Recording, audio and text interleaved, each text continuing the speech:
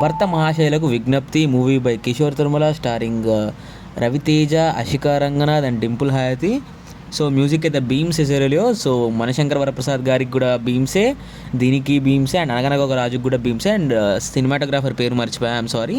Editing by Srikar Prasad if I'm not wrong. So movie విషయానికి వస్తే చాలా క్రిస్పీ ఉంటుందండి, పెద్దగా ఓవర్ రన్ టైం ఉండదు. జస్ట్ 2 hours 20 minutes అంటే టక టక టక టక ఫస్ట్ హాఫ్ సెకండ్ హాఫ్ అయిపోతూనే ఉంటుంది. ఏం లేదు, ఇక్కడ రవితేజ అనే వ్యక్తి ఒక వైనాడ్ ఓనర్ అనమాట. ఒక వైన్ని టేస్ట్ చేయడం కోసం ఇటలీయో ఎటో వెళ్తారు. అక్కడ వెళ్ళాక అసలు ఏం జరిగింది కదా, అక్కడ అషికా రంగనాథ్ ఎలా పరిచయం అయింది, తనకి పరిచయం అయ్యాక అయిన కాన్సిక్వెన్సెస్ ఏంటి, మళ్ళీ ఆమె హైదరాబాద్కి ఎందుకు వచ్చింది, మళ్ళీ ఇతను వాళ్ళ వైఫ్తో ఎలా మేనేజ్ చేశాడు.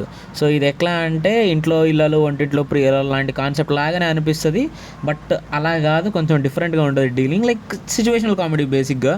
సో ఒక క్లిష్టకరమైన సిచ్యువేషన్ క్రియేట్ చేసి ఏమంటారు ఆ సిచ్యువేషన్ నుంచి కామెడీ జనరేట్ చేసే ప్రయత్నం చేశారు.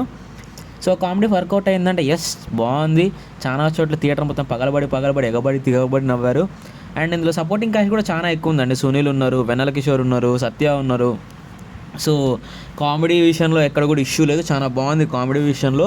స్టోరీ అయితే చాలా వాడేసి ఉతికేసి ఆరేసి యూజ్ చేసిన స్టోరీయే. సో స్టోరీ విషయంలో కొత్తగా ఏం ఆఫర్ చేయదు, హీరోయిన్స్ విషయంలో కొత్తగా ఏం ఉండదు. సాంగ్స్ విషయంలో కూడా సేమ్ అవే, ఒక ధమాకానో ఒక కిలాడి మూవీలో అట్లాంటి ఏదో కొంచెం మాస్ సాంగ్స్ లాగా ఉంటాయి, అంతే ఉంటాయి. సో ధమాకాకి దీనికి పోలిస్తే ధమాకాలో ఉన్నదానికంటే ఇందులో కామెడీ ఎక్కువ ఉంది. బట్ ధమాకా అంత ఎంటర్టైనింగ్గా ఉందంటే లేదు. మాస్ జాతర కంటే బెటర్ అంటే 100 రెట్లు better. So best Raviteja movie recent టైమ్స్లో గట్టిగా మాట్లాడితే గత 2-3 సినిమాలతో పోలిస్తే ధమాకా తర్వాత ద బెస్ట్ రవితేజ మూవీ అని అంట నేనైతే. సో పెద్ద ఎక్స్పెక్టేషన్స్ ఏం పెట్టుకోకండి, చాలా wafer thin story line, Kishore Tirumala mark emotions, Kishore Tirumala mark comedy. Like మీకు నేను, శైలజ, చిత్రలహరి ఇట్లాంటి సినిమాలు చూసే ఉంటాయి. అవి చాలా లైట్ హార్టెడ్ కామెడీ డ్రామాస్ ఉంటాయి. ఇది కూడా మోరార్లెస్ మొగుడు పిల్లల కామెడీ డ్రామానే గట్టి మాట్లాడితే. సో మీకు ఇట్లాంటి జోనర్ సినిమాస్ ఇంట్రెస్ట్ ఉంటే మాత్రం కంపల్సరీ వెళ్ళండి, నచ్చుకుంటారు, నవ్వుతారు. బట్ ఒకవేళ పండగ చాయిస్ ప్రకారం అయితే శంకర్ వరప్రసాద్ గారి కంటే ఇది బెటరా అంటే నో అని చెప్తా కొన్ని విషయాల్లో. బట్ యా ఈ మూవీ పరంగా చూసుకుంటే బాగుంది, చూడొచ్చు, మరి అలా తీసి పడేసేంత కాదు.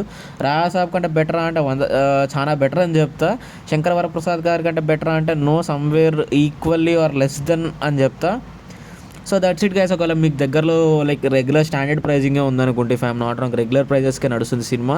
సో మీకు కుదిరితే చూడండి, నవ్వుకోండి, వచ్చేయండి, లాజికల్ వెతక్కండి, పెద్దగా ఏం అడగండి, ప్రశాంతంగా వెళ్ళి నవ్వుకొని వచ్చేసాము మొగుడు పిల్లల జోక్స్కి అన్నట్లు. మీకు ఇంట్రెస్ట్ ఉంటే మాత్రం వెళ్ళండి. సో ఈ రివ్యూ కొంచెం లేట్ అయింది, ఐఎమ్ రియల్లీ సారీ. అండ్ ఇలాంటి మరిన్ని వీడియోస్ కోసం please like, shares and subscribe to Rishikesh Uraganti.